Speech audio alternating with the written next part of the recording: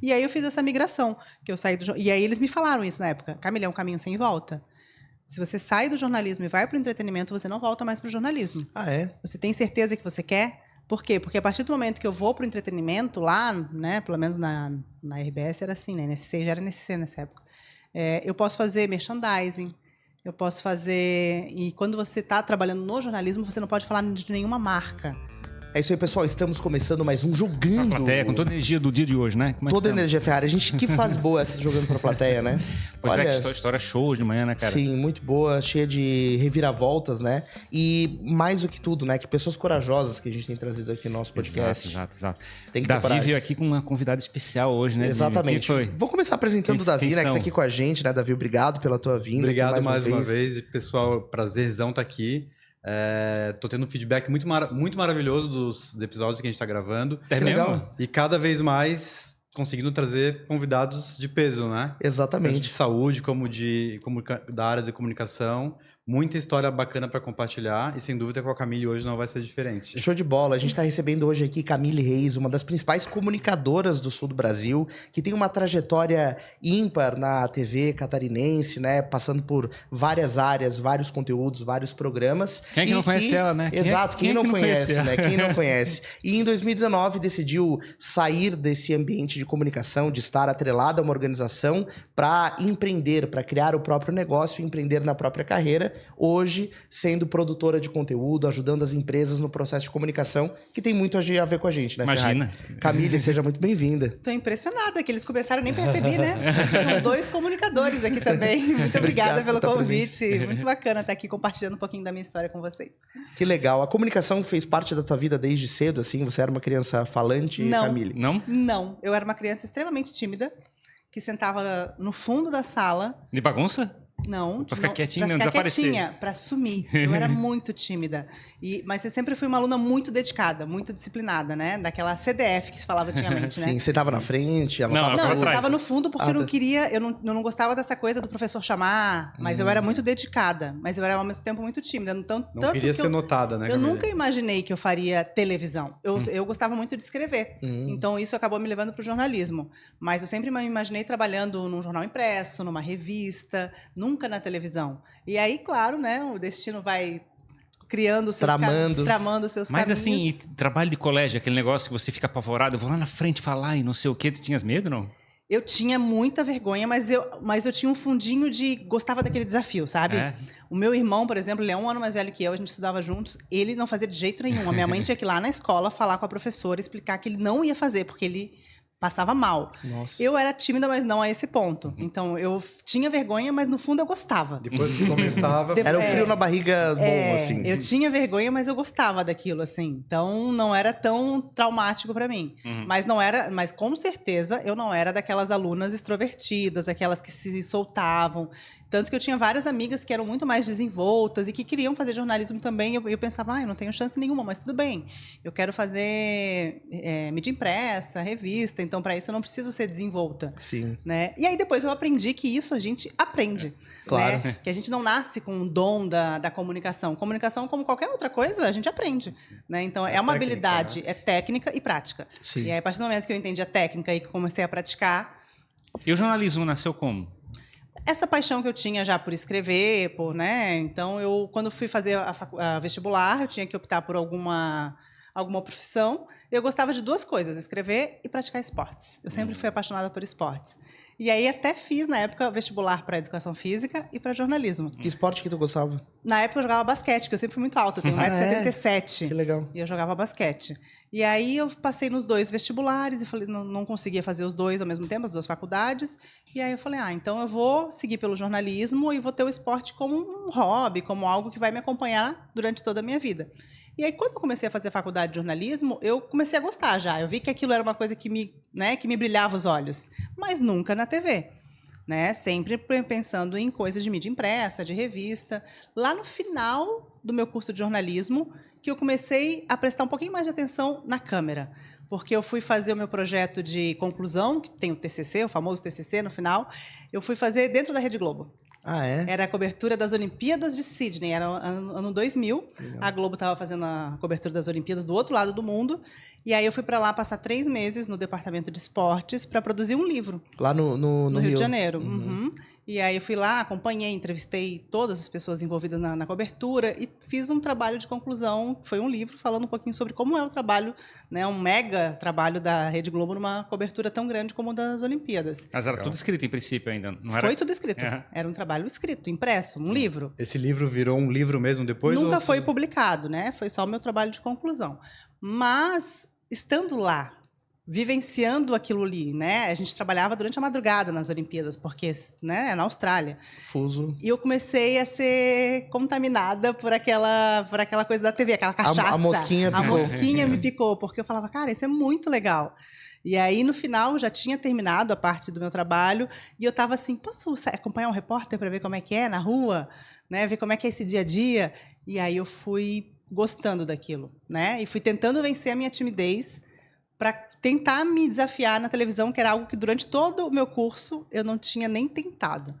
Então foi realmente na reta final ali que eu presenciei como é que era o dia a dia da televisão e que eu falei, cara, acho que eu quero fazer isso. Acho que eu quero tentar fazer pelo menos, sabe? Claro. E aí eu percebi também que trabalhar na televisão, você pode ser tímido, né? Porque a maioria das pessoas que estavam ali trabalhando na televisão, ela estava lidando com uma câmera, com uma pessoa atrás da câmera. É diferente de você lidar com uma plateia, com um grande público, né? A pessoa que estava ali na minha frente, na verdade, era um colega de trabalho e uma câmera. Sim. E para mim era mais fácil me comunicar com uma câmera do que com outras pessoas. Sim, pra mim também. Né? O Rio de Janeiro e São Paulo também, eles são um centro, historicamente, que já tem uma tradição de comunicação, né? Tipo, a gente vê novela, tem muito lado de chegar e fabricar um personagem, contar uma história, fazer alguma coisa assim. A gente, aqui talvez do Sul, aqui da nossa região em particular, Florianópolis, a gente não tem muito essa tradição, assim, a gente é muito fechado, a gente é muito para dentro, vamos dizer assim, né? A gente não tem esse lado.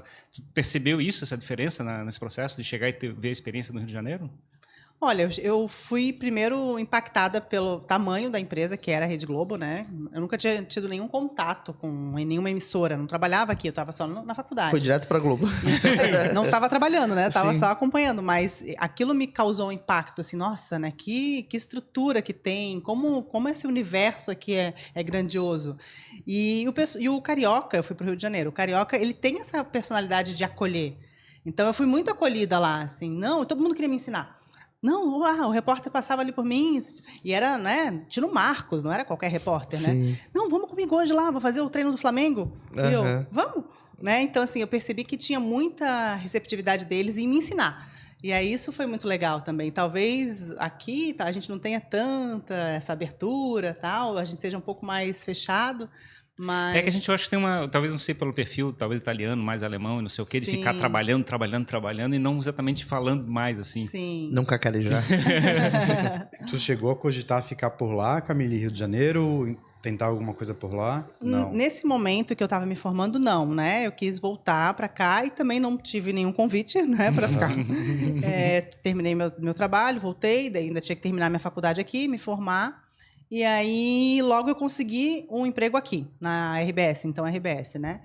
Depois de alguns anos trabalhando na RBS, eu cheguei a cogitar, assim, ir para o Rio de Janeiro, né? Mas eu sempre fui uma pessoa que gostei muito de morar perto da família, gostava muito de morar em Florianópolis, que sempre coloquei na balança privilégio, né? a qualidade de vida, até que ponto, né, o meu profissional, o meu pessoal, né? Então, assim, sempre fiquei naquela dúvida e na dúvida nunca me joguei, na verdade, né? E não me arrependo, assim, eu adoro morar aqui, acho que eu construí uma carreira bacana aqui, né? Então, tenho a minha família aqui, não faria nada diferente hoje, né? Mas em algum momento da minha carreira eu cogitei ir para o Rio, porque a gente sabe que o mercado lá é muito maior, tem outras possibilidades, mas ao mesmo tempo aqui eu era a Camille Reis e lá eu seria mais uma pessoa.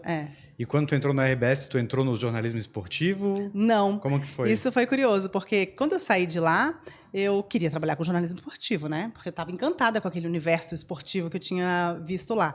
E aí eu cheguei aqui, peguei meu currículo e fui pedir emprego, né? Fui na RBS, fui na SBT, fui na Record, fui em todas as emissoras e levei meu currículo e tudo mais para trabalhar com jornalismo esportivo.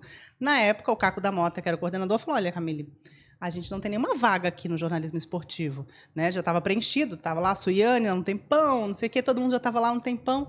E eu falei, poxa, então, de repente, eu vou tentar não só o esportivo, vou tentar também o jornalismo convencional, né? Sim, depois geral. que falar, né? Daí eu peguei e levei meu currículo também, não só para o esporte, levei para geral. E aí, um mês depois, eu já estava trabalhando na TV UFSC, que era a TV da universidade, surgiu uma vaga na previsão do tempo, na RBS. E daí falaram assim, você tem interesse?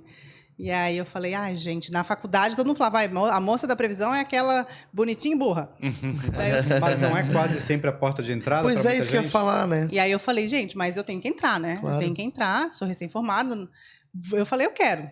E aí não era só uma vaga da Previsão do Tempo, eu era apresentadora da Previsão, mas também editora do Jornal do Almoço, que era um jornal super importante, né? Ainda é. E aí ali eu fiz os testes, tudo mais, e acabei passando para entrar.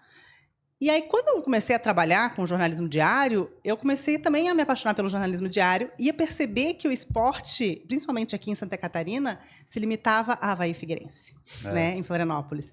E eu era uma apaixonada por esporte, não por futebol. Eu não era uma apaixonada por futebol, né? Eu tinha vivenciado as Olimpíadas, que era aquele mundo, era vôlei, era, né, badminton, era monte de modalidades. Muitas modalidades. E aí eu comecei a perceber que se eu trabalhasse no esporte, eu teria que cobrir Avaí Figueirense todos os dias. E eu falei, será que é isso que eu quero? Será que eu vou continuar comprando essa briga para trabalhar no esporte, para fazer treino no Avaí Figueirense todo dia? E aí eu desisti do esporte. E eu falei, não, eu vou continuar no esporte como hobby, que era aquilo da meu projeto desde o início, e vou focar no jornalismo diário. E aí eu comecei a focar realmente no jornalismo diário, e lá dentro da RBS eu fui crescendo, assumindo outros desafios. Eu lembro muito de ti nos domingos à noite, né? Acho que ainda a RBS antes de ser NSC. Isso, Estúdio Santa Catarina. Que era o programa que fechava o domingo, eu achava muito bom. Muita gente até hoje me fala, saudade daquele programa lá? De domingo à noite. Eu acho que o Estúdio Santa Catarina eu apresentei por 12 anos. Ele era mais tarde, assim, né? Ele era depois do Fantástico. Isso. Passava umas 11 da noite, mais ou menos. Então, muita gente até hoje me fala, eu lembro do programa de domingo, né? Que eu fiquei muito tempo apresentando o programa. Eu sinto bastante falta de mais programação local atualmente nas emissoras aqui, né? Sim. Eu estava recentemente no Rio Grande do Sul e na RBS de lá, a grade local ainda é maior. Ainda tem um programa equivalente ao que era o Mistura, pós-Jornal do Almoço nos sábados. Sim. Acho que eles ainda têm outros produtos que na NSC aqui já está um pouco mais enxuta, né, a grade. Porque o estúdio acabava sendo um programa local no domingo, que as outras emissoras não tinham muito. E o estúdio, para mim, foi uma grande escola. Porque o Estúdio Santa Catarina, a gente tinha desde reportagens investigativas, né? Então, por essas reportagens investigativas, eu respondi vários processos. Sério? Mas que vocês investigavam? Era denúncia de tudo, assim, desde denúncia de regalia no presídio militar, denúncia do cara que estava fraudando, médico que batia ponto e saía para atender em consultório particular nos hospitais públicos. Então, eram várias denúncias. E quase todas essas denúncias acabavam gerando processos. Mas os processos vai para o jornalista, sim? Vai para o apresentador? Vai normalmente para o repórter, e eu, como era a editora-chefe do programa também. Porque quem é a responsável no final das contas, por tudo é a editora-chefe, né? Porque tudo antes de ao ar, ele é revisado pelo editor-chefe. Então, se eu revisei, eu sou responsável final, eu respondo por aquilo também. Então, só que assim, todas as reportagens que a gente colocava no ar, a gente sempre teve um respaldo jurídico. Sim, muito bem embasadas. Eu nunca coloquei nada no ar sem consultar o meu jurídico da empresa, né? Sim. Posso mostrar a cara desse médico? Né? A gente tem isso aqui de provas. A gente vai se incomodar? Vai, mas vai se incomodar, mas vai embora. Briga, mas a gente vai ganhar. Então, mas de certa forma tem um trabalho de montar um dossiê para cada rolo, vai ter um dossiê que está preparado para uma briga. Isso, a gente já sabia que viriam os processos, mas a gente já sabia que a chance da gente perder era muito pequena. Eu fico imaginando um Caco Barcelos, por exemplo, né? O próprio Linha Direta também, que tem umas investigações. O Caco Barcelos deve acumular processos e ameaças, porque eu também recebi ameaças. Tu também recebeu ameaças? Ameaças de morte.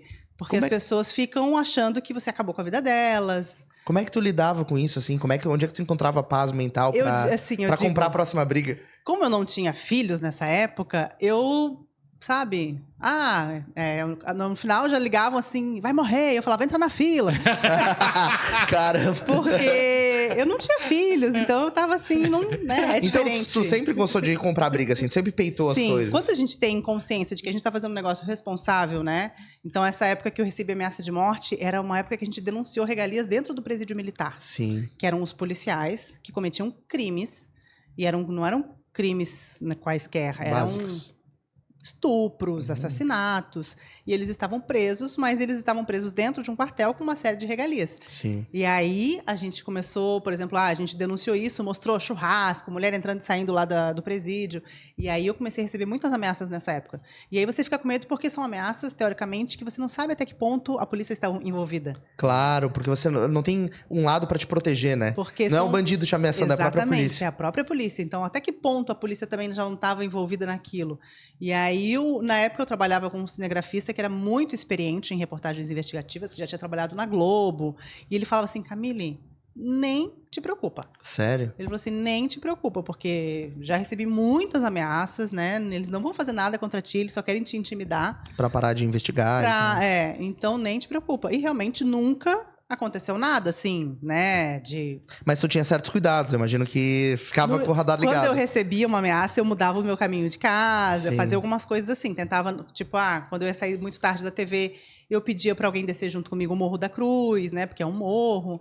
Então, eu sempre tinha um certo cuidado nesses períodos mais críticos, né? Que não eram sempre também, né? Você percebia impacto na sociedade? Tipo, de fazer uma denúncia e depois tinha uma tentativa de chegar ou contornar o problema, ou alguém chegar, o Ministério Público ir atrás para tentar resolver? Como é que a coisa... Essas reportagens que, né? Às vezes essas denúncias acabavam tomando até uma repercussão nacional, né? Iam parar no Fantástico. Pautavam outros programas. Isso, e aí a gente percebia que tinha muita repercussão dentro da sociedade, desde o Ministério Público entrar, né, tentar investigar alguma coisa.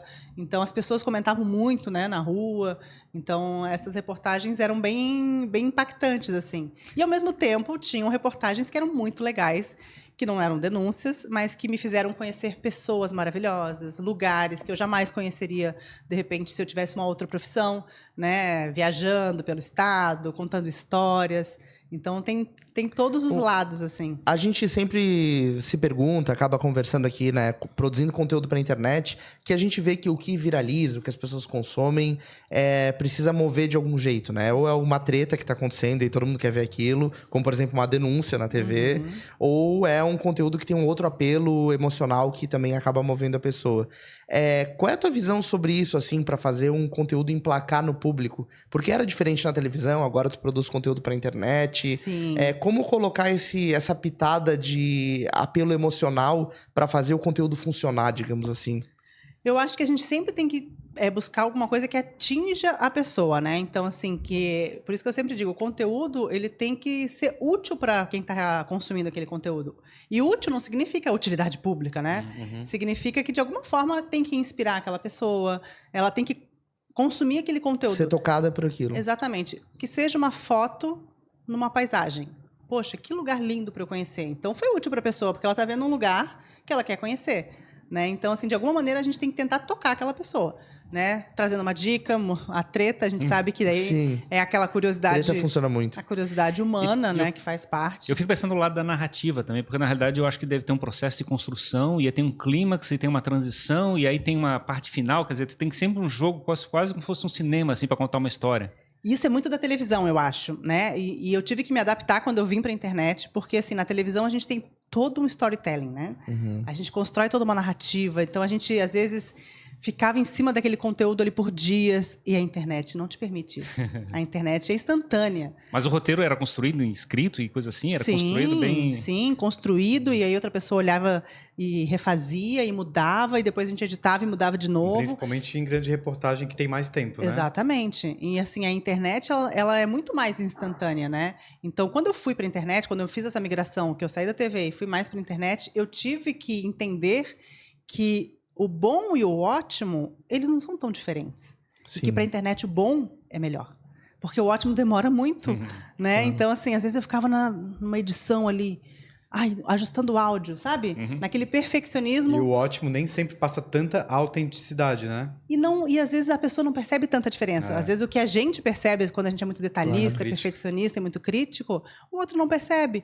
E aí o instantâneo é melhor. Então hoje eu percebo que, assim, principalmente na rede social, né? Quanto mais quantidade e instantaneidade, melhor, né? Então eu tive que abandonar essa coisa do preciosismo, para ser mais presente ali, conseguir produzir conteúdo mais imediato. Claro, eu não vou postar qualquer coisa, mas a gente tem que deixar um pouquinho de lado aquele preciosismo da televisão. A gente percebe que a internet teve esse lado de trazer um pouco mais da autenticidade, assim, de chegar e como é que antes a televisão, digamos, tinha poucos canais, você fazia uma comunicação teoricamente mais de marca, assim, né? Vamos dizer assim, não tinha uma estratégia de chegar e fazer o toque pessoal.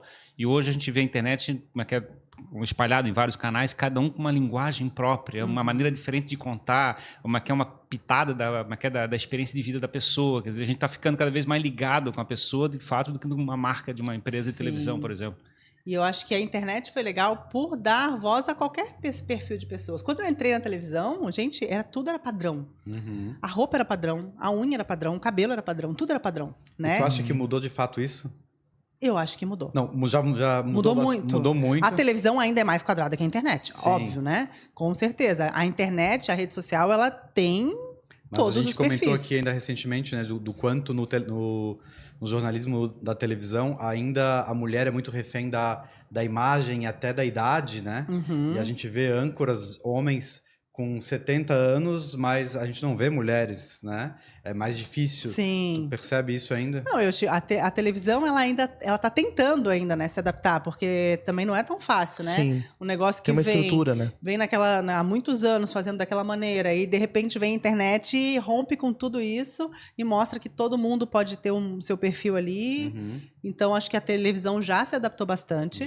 Já, né? Mudou muito de quando eu entrei lá em 2001, que eu entrei, para hoje. Mas, claro, que ainda não tem nem comparação do que a gente tem na internet. A internet entrou meio escondida com coisas teoricamente periféricas, né? Eu acho que a TV sempre foi assim, né? Tipo, não, eu sou autoridade, a internet tá fazendo alguma provocação, tá sempre fazendo alguma coisa, e teoricamente aquilo não representa a verdade, é sempre uma coisa manipulada, assim. Menos credibilidade. Menos credibilidade. Sim. E aí, pelo jeito, a internet começou a crescer, começou a ter um peso, e daqui a pouco começou a até pautar, teoricamente, o processo de comunicação como um todo. Uhum. É impressionante essa transformação, né? Porque, na realidade, a gente muda a percepção de como é que as coisas acontecem.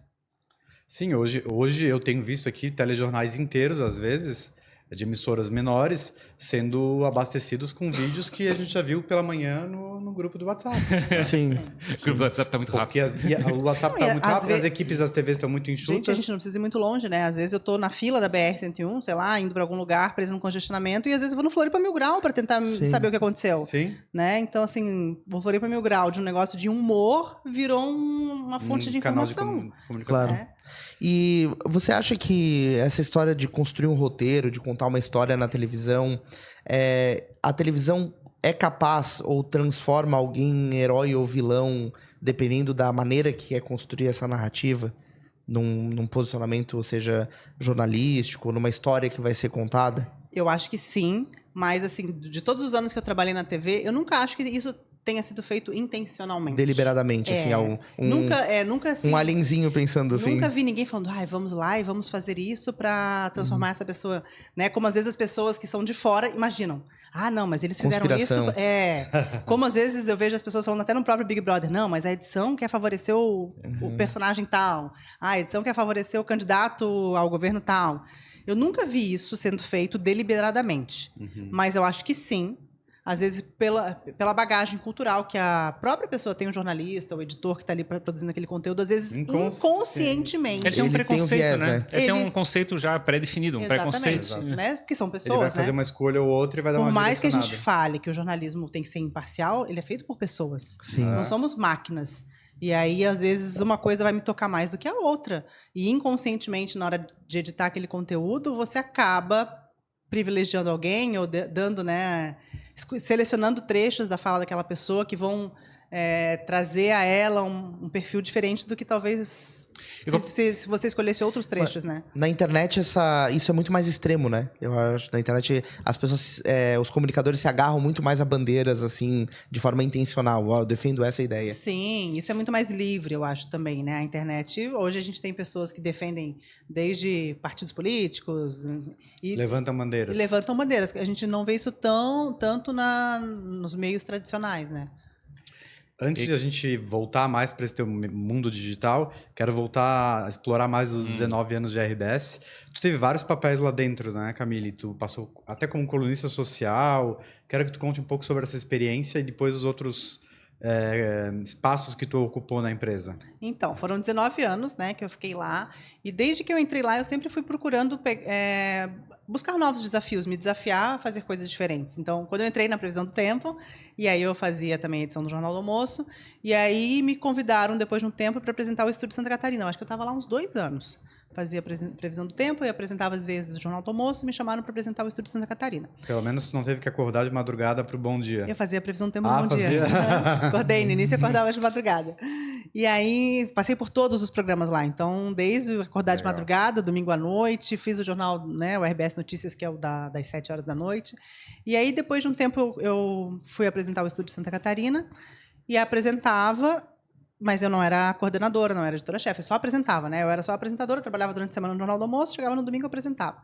E aí, depois de um tempo, o editor-chefe, a editora-chefe, não lembro quem era na época, foi convidado a fazer uma outra coisa, e eu me candidatei à vaga.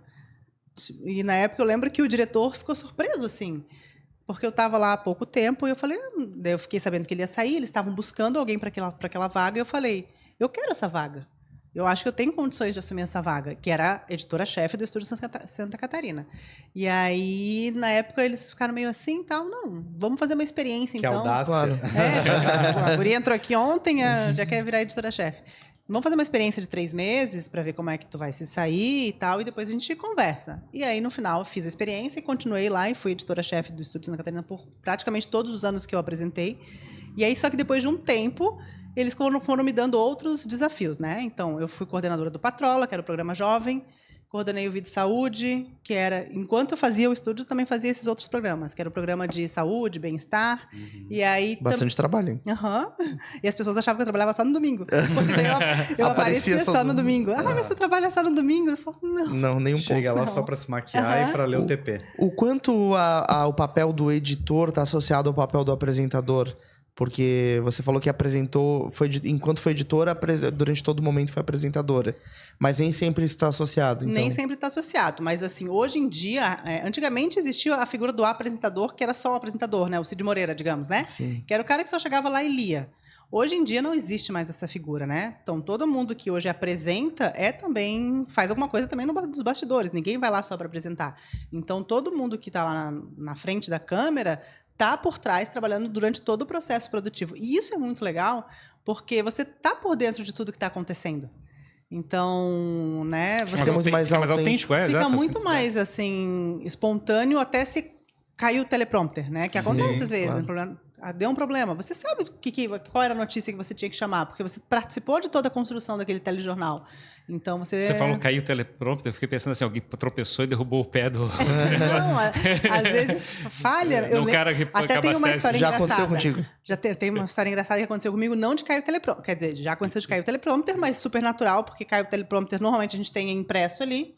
Tu dá uma olhadinha no papel e vai lá e chama a reportagem. Isso é tranquilo, né? Faz parte do dia a dia, porque acontece não só de cair, como o teleprompter, na minha época, pelo menos, não sei como é que é hoje, mas ele era operado por uma pessoa. Sim. E essa pessoa, às vezes, viajava na maionese.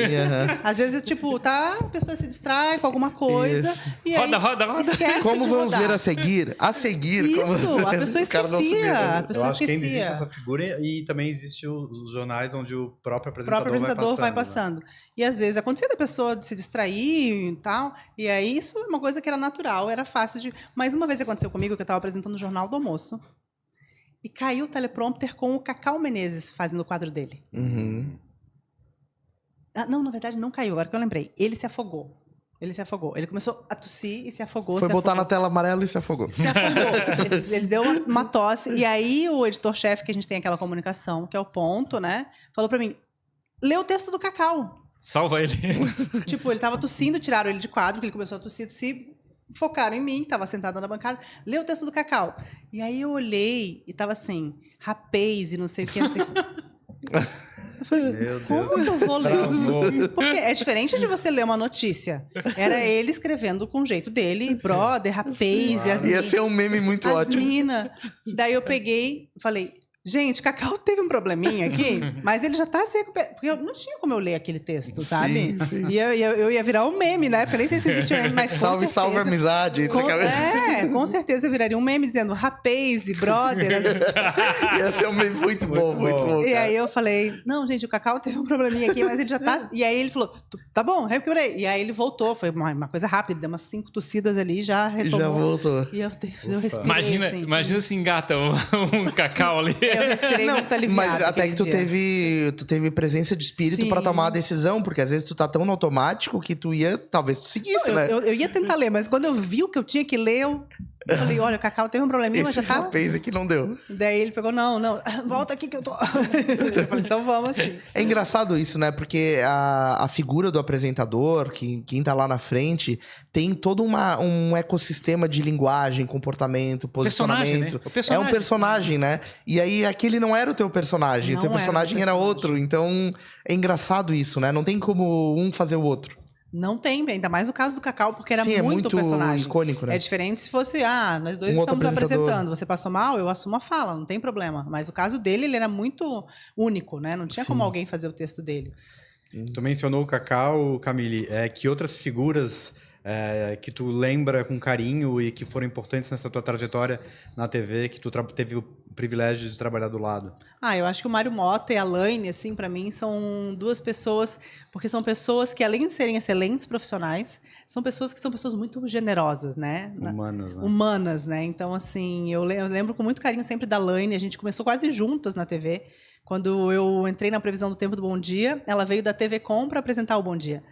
Então, a gente começou juntas e aí a gente fez alguns projetos juntas. Quando ela assumiu o Jornal do Almoço, eu vibrei muito por ela, porque ela não era a pessoa, teoricamente... A primeira opção. A primeira opção. E ela era a que mais merecia. Então, foi toda uma conquista realmente dela, né? Legal. Aquele posto, assim. E ela é uma pessoa que é aquilo que ela é na TV. Ela veio da TV BV, né? Ela veio mas eu não cheguei a pegar ela na TV BV. Quando eu entrei na RBS, ela já trabalhava na TV Com. Então, ela é muito humana, ela é muito uma pessoa sempre de bom humor. Eu brigava com ela quando a gente trabalhava no Bom Dia. Eu falava, Laine, mas como é que você pode ter bom humor a essa São hora? 4 horas da manhã, Laine. Eu falava, não pode, as pessoas não podem. Isso me irrita, essa sua felicidade. Eu falava, não pode, a gente acordou às 4 horas da manhã.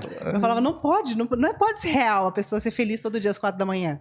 E ela era assim, né? E o Mário Mota é a mesma coisa, né? O Mário Mota, ele sentava ali para almoçar e contava as histórias dele, sempre muito humilde, assim, muito generoso em querer ajudar e tá, né? A gente fazia alguns, às vezes, jornal do almoço especiais, ao vivo, viajava, ia para outros lugares. E ele é um cara sensacional, assim, então... Tem um desafio, então, de você chegar e tentar recuperar, digamos, o teu estado emocional para poder fazer uma apresentação bacana, né? Porque, digamos, uma pessoa que tem, digamos, uma capacidade de ficar o tempo todo tentando, mantendo o espírito legal, ele consegue ter um pouquinho mais de tranquilidade na apresentação. Agora, uma pessoa que, de repente, teve um dia ruim, tô carregando uma cruz aqui, aí vou chegar e tenho que fazer uma apresentação, tem que tentar buscar aquele personagem. É um desafio, né? É um desafio, mas é como qualquer profissão, né? Eu acho que, assim, a hora que você tem que ser profissional, você é profissional, né? Então, imagino, em qualquer profissão, se você tem um dia ruim, está com um problema pessoal, acaba, de alguma maneira, impactando no seu profissional. Mas a hora que você tem que entregar que você tem, você acaba... Já entra no automático, né? Entra no automático, respira desliga fundo. Um botão aqui, então, eu lembro aqui. de várias coberturas assim, emblemáticas de apagão em Florianópolis, não sei se vocês... Sim, total apagão. Eu trabalhava lá e ficamos praticamente 3 dias trabalhando sem parar, eu sem luz em casa, sem água, né? Então, um caos absurdo. Não tomava banho, mas tinha que trabalhar todos os dias sem parar para tentar levar notícia para as pessoas, né? Cara, isso realmente deve ter sido um desafio, porque tu tava vendo o caos pessoalmente. Pessoal, porque na minha casa não tinha luz, não tinha água, e ao mesmo tempo a gente estava trabalhando sem parar. TV com gerador, eu imagino. Uhum. E era bem, assim, várias coberturas de virar a madrugada e estar ali, assim, e presenciando. Eu lembro uma cobertura que a gente foi fazer viajando pelo oeste do estado para produzir conteúdos nas pequenas cidades, contando histórias.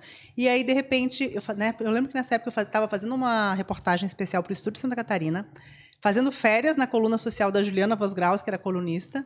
E aí eu tinha trabalhado o dia inteiro, cheguei no hotel, comecei a fazer a coluna social. E aí resolvi sair para jantar de noite, assim, para comer alguma coisa. Quando eu cheguei num lugar para jantar, o garçom falou: "Senhora soube", viu que era da TV, "a senhora soube de um acidente agora ali, que o ônibus caiu na ribanceira, parece que morreram 6 pessoas". Nossa. E aí eu falei, jura, né? Tipo, eu cansada. Né? Acidente essa hora. Eu falei, jura que eu vou ter que largar minha pizza aqui, vou lá ver um monte de gente morta, né? Ninguém quer. Claro. Ninguém quer, né? Eu não fiz medicina porque eu não queria ver gente morta, né? Então, e aí eu peguei e falei, vou ligar pra TV. Né, para perguntar se eu preciso ir. Peguei, liguei para a TV e falei, olha, fiquei sabendo, tô aqui, né, eu tava na cidade de Maravilha, tô aqui em Maravilha. Não tá nada Maravilha. Fiquei sabendo de um acidente que aconteceu aqui perto, acho que tava 6 quilômetros de onde eu tava. Fiquei sabendo de um acidente que aconteceu aqui perto e eu quero saber se eu preciso ir lá, né, porque eu tô aqui jantando, tô, né. Pessoal, já que tu falou... Já que... Não, a gente já ficou sabendo e a nossa equipe já foi. A equipe de Chapecó, porque tinha uma emissora em Chapecó. Não, a gente já ficou sabendo também, a nossa equipe já foi correndo pra lá, pode ficar tranquila. Pedi uma taça de vinho. Merecida. Falei, traz uma taça de vinho. Quando eu tô no meio da pizza e já terminei minha taça de vinho, toco o meu telefone.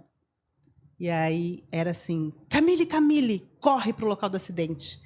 Que aconteceu um segundo acidente e atropelaram todo mundo que estava na pista. Não acredito. Meu Deus, não lembro disso.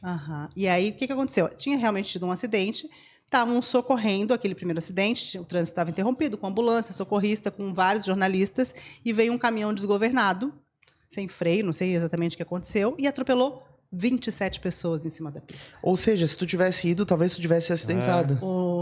A equipe de Chapecó foi uma das vítimas. Nossa Senhora. Então, quando eu cheguei lá, eu encontrei o repórter que tinha ido, ele não foi atingido, mas o caminhão passou em cima do cinegrafista. Ele estava gravando uma passagem na hora. E o caminhão passou em cima do cinegrafista que ele estava gravando e arrancou o fio. Assim, ele estava em estado de choque, branco. Eu cheguei lá num cenário de guerra.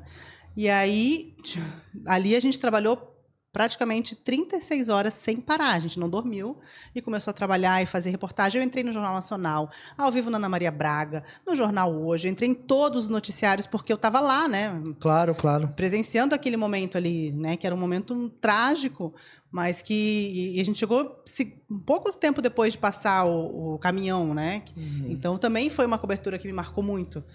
Não se escolhe, né? Na realidade, é uma coisa... Tipo, o mundo acontece as coisas, não pode dizer se o mundo faz coisas boas ou coisas ruins. Ele simplesmente acontece. Mas, ao mesmo tempo, eu pensei, gente, ainda bem que eu tava com preguiça, né? Porque, de repente, em outra situação... Já teria ido. Eu tinha corrido para ir a cobrir o acidente, sabe? Mas eu tava tão cansada que eu falei, vou ligar... Até que ponto tu acha, Camille, que uma tragédia, assim, precisa ser comunicada de maneira extremamente detalhada? Qual é a tua visão sobre isso? Porque é um conteúdo pesado, assim, é uma coisa que a gente sempre se pergunta. É pesado, mas ao mesmo tempo é tão trágico, né? Não sei, eu também... eu nunca fiz esse questionamento, na verdade. Mas é uma coisa que comove muitas pessoas, né? Sim. Porque é uma coisa tão surreal aquilo acontecer, de um caminhão vir atropelar.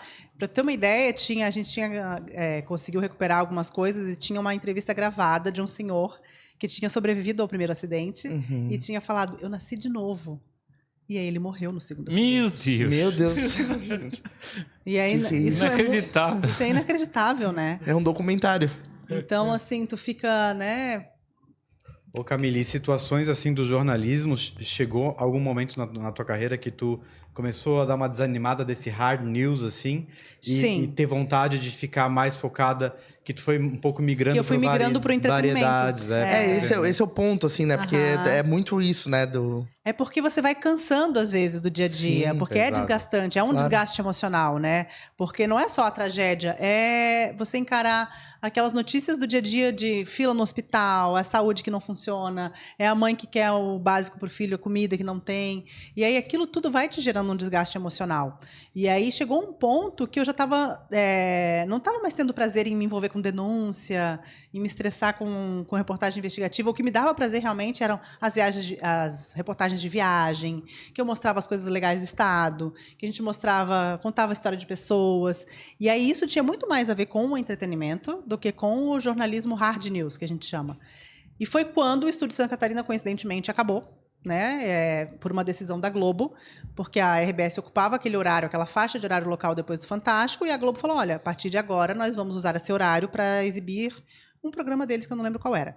Acho que era aquele de música com a Fernanda Lima, Superstar, uma coisa assim. A gente vai usar para exibir um programa que ou era uma série, o Revenge, E aí, se vocês quiserem continuar, vocês vão ter que entrar depois. E aí entraria à 1h, depois de uma minissérie Revenge, que não tinha nada a ver com jornalismo. Porque uma coisa é você entrar colado no Fantástico. Claro. Outra coisa é, tipo, acabou Segue o Fantástico, o flow ali, né? entra uma minissérie, e aí a gente entra 1h com uma audiência que... Já era quase hora 1. É. E aí, na época, a Globo, na RBS, falou que não, nesse horário não vale a pena, né? Então, e aí, para compensar, eles ofereceram um horário no sábado à tarde. Que tinha acabado o Patrola, né? Na época já tinha acabado o Patrola, e eles ofereceram um horário no sábado à tarde. O Patrola era no sábado, no final da manhã. Olha, mas vocês podem usar um programa no horário de sábado à tarde para fazer uma produção local de entretenimento. Que daí não seria jornalismo, porque já viria do Jornal do Almoço, né? Não teria lógica botar outra coisa jornalística ali. E aí foi quando a gente surgiu, Camila, então faz um projeto para um programa no sábado à tarde de entretenimento, né? E já era uma coisa que me enchia os olhos. Fazer um programa mais leve, que tivesse um conteúdo mais descontraído. E foi quando eu apresentei o projeto do Mistura, inclusive o nome fui eu que sugeri. Né? Foi na mesma época que a Angélica tinha o Estrelas, mais ou menos? O Estrelas acho que é anterior um pouco. Foi depois, assim. Mas entrava junto ali, né? O Estrelas e depois o Mistura. Era para ser como se fosse uma continuidade do Estrelas, né? Um mesmo programa leve de entretenimento, só que localmente, no estado de Santa Catarina. E aí eu fiz essa migração, que eu saí e aí eles me falaram isso na época. Camila, é um caminho sem volta.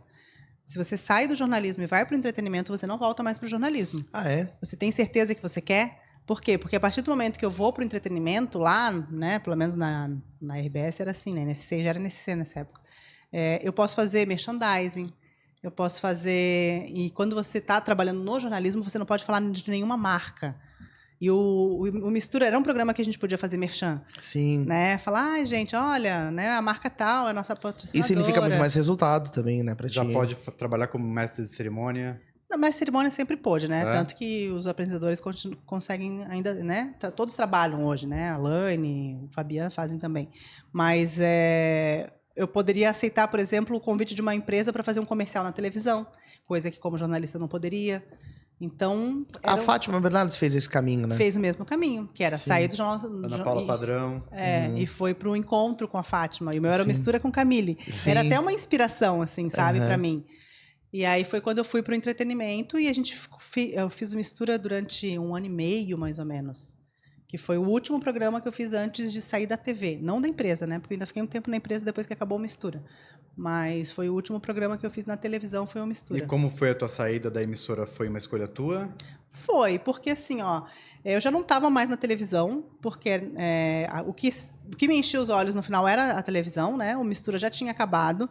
E aí, depois que acabou o Mistura, eles foram me colocando em outras funções dentro da empresa. Então, durante um tempo... Inclusive no comercial, Coluna social, eu fiz durante um tempo, coluna social. Depois, eu trabalhava no núcleo comercial, que produzia conteúdos para internet, para clientes, que era o núcleo de branded content, né, que a gente chamava. E aí eu comecei a ser muito convidada por marcas para fazer esses conteúdos. Sim. Então, Camila, a gente queria fazer esse conteúdo contigo para o nosso Instagram, mas só que se a gente fizer pela NSC, a gente tem que comprar um anúncio no jornal, na rádio, não sei o que. Não dava só para tu fazer esse vídeo para nós? E eu falava, não dá, porque né, eles me vendem num pacote, eles me vendiam dentro de um pacote, né? Que o cliente tinha que comprar um combo e aí junto vinha um vídeo comigo. E aí eu percebi que assim, que já não me enchia mais os olhos e trabalhar, eu já chegava para trabalhar, já não tinha mais aquela motivação e que talvez fosse a hora de eu surfar essa onda, que ainda tinha o meu nome ali, ainda tinha visibilidade, né? Eu falei, de repente agora é a hora de eu seguir um caminho. E tu já tinha algumas referências aqui de Santa Catarina? Tinha. Que tinham feito esse caminho? Tinham feito esse caminho. Eu lembro muito, até hoje eu falo para ela, a Rejane Gambim, que é uma profissional lá de Joinville, que apresentava o Jornal do Almoço, hoje ela é até vice-prefeita de Joinville. Ela tinha saído da TV, ela era apresentadora do Jornal do Almoço, e estava fazendo coisas nas redes sociais. E aí eu lembro que uma vez eu mandei uma mensagem para ela. Eu falei, e aí, Rejane, como é que tá? Ela pegou e me ligou e falou, Camille, tu não tem noção do mundo de oportunidades que tem aqui fora. Daí eu falei, será? E aí ela falou, tô te falando. E aí eu falei, então tá bom. E aí passou um tempo, enfim, eu acabei... Porque dá um medinho, né? Dá muito medo, sair né? do salário garantido. Do salário, sim. Eu trabalhava há 19 anos como, né? É uma história. Como é que foi a parte da internet tocar a parte da televisão, assim, passasse por um processo de transição, pegasse esse período, assim, que a internet começou a ter impactos, começar a dar feedbacks e as pessoas interagirem, começar a fabricar perfis nos Instagrams, no Facebook? Sim, inclusive a televisão teve que se adaptar um pouco, né? Porque eu lembro que eu trabalhava na televisão e começou essa coisa da rede social e a gente percebeu que a gente tinha que chamar os programas na internet, porque o público estava muito ali na internet. E eu lembro que no início eu morria de vergonha de fazer, gravar com o celular, dizendo assim, gente, hoje tem uma mistura, vem um... Eu falava, gente, mas que mico ficar fazendo story e tal. Stories, eu achava muito, eu morria de vergonha, daí eu esperava não ter ninguém perto e tal. E hoje eu pego, faço em qualquer lugar, né? Mas, assim, pra gente que trabalhava na televisão, foi também um momento de adaptação. Perceber que a internet era um veículo forte, potente de comunicação, diferente, que não era aquela coisa quadradinha do tipo, olá, hoje no estúdio... Não, era assim, gente, estou gravando aqui, um negócio e tal, não percam. Tinha que ser uma outra comunicação, mais outro informal. Personagem. Mais informal, para criar mais proximidade com as pessoas. E aí foi tudo um aprendizado também, né? É que dá uma sensação que parece, isso é coisa de criança, do adolescente, coisa assim. Aí no início dava. Parece que eu tenho que ficar mais criança para poder fazer a comunicação. E parecia uma coisa de exibicionismo no início. E eu falava, gente, mas por que eu estou aqui, eu me gravando, sabe? Parecia, né... Até eu entender que, na verdade, aquilo era uma ferramenta potente de comunicação, demorou um pouquinho também. Pois é, né? É louco isso. E daí, ali no mesmo ano que tu saiu da NSC 2019, foi quando tu também resolveu empreender? Então, deixa eu contar rapidamente essa história. Eu saí em setembro de 2019 da NSC, e aí, junto com meu marido, que trabalha, não tem nada a ver com jornalismo, mas ele trabalha com turismo, ele tinha uma empresa de transportes, a gente resolveu apostar num sonho que a gente tinha, que era abrir um negócio nosso, que era um parque temático turístico, inspirado nos modelos que Pomerode, né, vem desenvolvendo, Gramado, mas a gente pensou, vamos criar um projeto turístico em Florianópolis, que atraia os turistas, que atraia as escolas, e a gente criou um projeto da Mini Floripa, que era um parque temático, que tinha uma miniatura gigante da ilha, que as escolas iam visitar, a gente tinha todo um tour guiado, contava a história, era muito legal o projeto, né? E a gente inaugurou ele em setembro. A minha saída da NSC foi junto com a inauguração desse negócio, né? Peguei todo o dinheiro que eu tinha, meu marido também, pegamos empréstimo e abrimos esse negócio. E aí o negócio estava, na verdade, amadurecendo ainda, porque... né, veio o verão, as pessoas foram conhecendo, a gente foi investindo em divulgação, chegou março, a gente estava com a agenda lotada, porque era aniversário de Florianópolis, e todas as escolas tinham marcado tour na Mini Floripa, para as crianças comemorarem o mês de aniversário de Florianópolis, conhecendo a história. A gente tinha contação de história, canto da bruxa, elas pegavam as sementes de ostra na mão, era muito legal o projeto. E aí veio a pandemia. E aí fechou, né, nosso negócio fechou. Cancelaram as visitas. Onde é que era o espaço? Bem na entrada de Jurerê, do lado do elevado de Jurerê. Né? A gente tinha conseguido aprovar na lei de incentivo à cultura para levar as escolas públicas, para a gente captar um recurso. Enfim, tava assim, o negócio estava bem legal assim, para o início, né? Já estava se pagando e tal. E aí veio a pandemia, fechou. E aí aquilo que a gente não sabia se ia fechar 1 mês, 2 meses, no final a gente... né, viu a gente achava que era 15 dias e virou 40. E aí, nesse primeiro mês de pandemia, a gente ficou muito assustado, porque meu marido trabalhava com turismo, transporte e eventos. Fechou tudo. As vans dele paradas. Tu tinha saído do teu trabalho? Eu tinha saído do meu trabalho, não tinha mais salário. A Mini Floripa, fechada, sem perspectiva, com funcionários lá, a gente sem saber o que fazer. E você já com 2 filhos. E a gente já com 2 filhos. E aí eu falei, e agora, né? Agora ferrou. Só que daí, no primeiro mês, a gente realmente ficou bem apavorado. E aí, no segundo mês, alguns clientes começaram a entrar em contato para fazer lives, porque daí foi aquela coisa que as pessoas viram que tinham que se comunicar no digital. A gente está precisando fazer uma live, a gente vai lançar um empreendimento, a gente vai lançar numa live. E aí, comecei a fazer lives. E aí, comecei a perceber que o digital estava crescendo muito e comecei a investir mais no meu perfil no Instagram para produção de conteúdo para clientes. Eu já tinha 2 clientes que eram fixos, que eu já tinha assinado contratos, que era o Imperatriz, que é meu cliente desde... Até hoje, né? Até hoje. Que legal. Na semana que era um dos clientes que me assediava na época que eu trabalhava lá. E aí, na semana que eu saí, eles... Verdade que tu saiu? Então, vamos assinar. É hoje. É hoje. Vem aqui antes que outro mercado chame. E aí eu tinha uma construtora que eu já atendia também de antes, que é lá de Itajaí, Balneário. Eu já tinha esses 2 clientes que já tinham contratos anuais, né? E aí os outros foram surgindo. Então, assim, vários clientes me surgiram pela pandemia. Então, né, hoje eu trabalho com vários clientes, com contratos anuais, assim, com produção de conteúdo. E o que é o teu trabalho para essas pessoas, assim, para essas empresas? O que essas empresas buscam de ajuda no processo de comunicação? Eles querem o quê? Se comunicar na rede social deles e na minha. Hoje, o que uma empresa, quando me contrata? Ela quer, primeiro, atingir o meu público.